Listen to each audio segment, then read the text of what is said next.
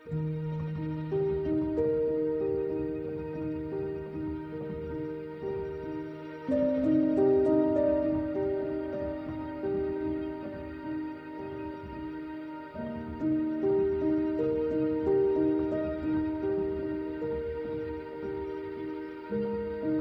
Everyone, welcome to our another blog. কেমন আছো সকলে? আশা করছি ভালো আছো। তো অনেকদিন পর তোমার সঙ্গে ভিডিও নিয়ে চলে এসেছি, সকলে দেখতে থাকো ভিডিওটা। তো বাবুকে স্কুল দিয়ে চলে আসলাম, এখন বাজে ওই 9টা। তো এবার চান করতে হবে, পুজো করতে হবে।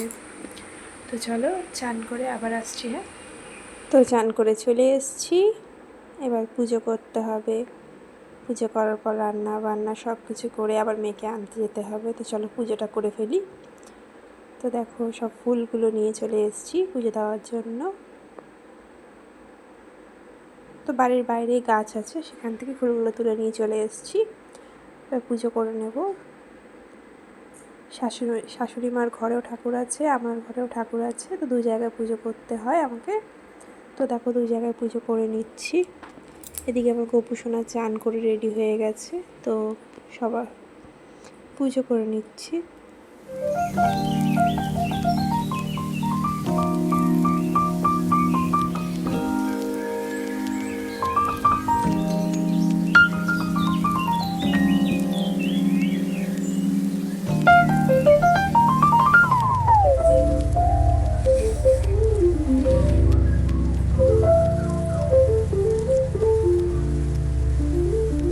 পুজো করে নিয়েছি, এবার করতে হবে একটুখানি স্কিন কেয়ার।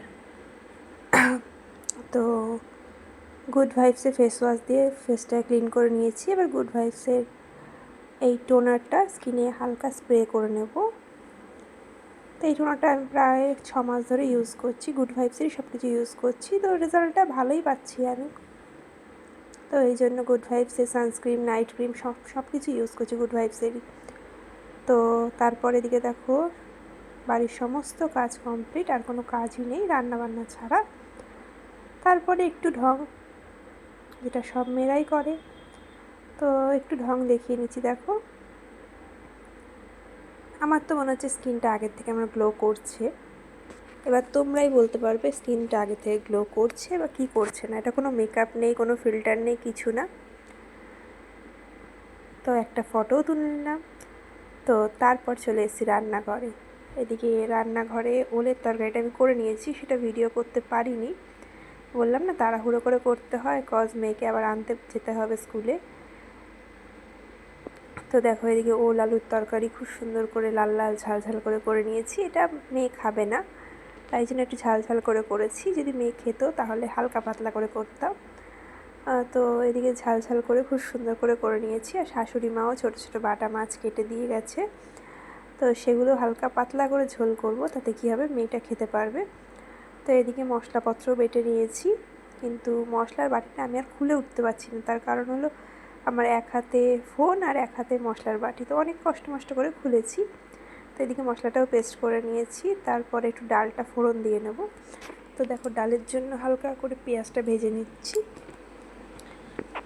আর এদিকে ডাল যখন আমি সেদ্ধ করি কুকারে, তখনই আমি লঙ্কা দিয়ে দিই, কাঁচা লঙ্কা টমেটো এগুলো দিয়ে দিই। কারণ এমনি যদি কাঁচা লঙ্কা চিড়ে দিই তাহলে ঝালটা একটু বেশি হবে, তাহলে মেয়ে খেতে পারবে না, এই জন্য এইভাবে করে দিই। এবার দেখো ডালটা দিয়ে দিয়েছি। ডালটা খুবই পাতলা করে করি, তাতে কী হয় মেয়ে খায়, মেয়ে খুব পছন্দ করে খায়। তো তার জন্যে কোনো ঝাল দিই না বা খুব একটা কিছু দিই না। তো এদিকে দেখো ডালটা আমার ফুটে গেছে, ডাল হয়ে গেছে। এদিকে মাছগুলো ভেজে নেব, কড়াইয়ে তেলটা গরম করে নেব।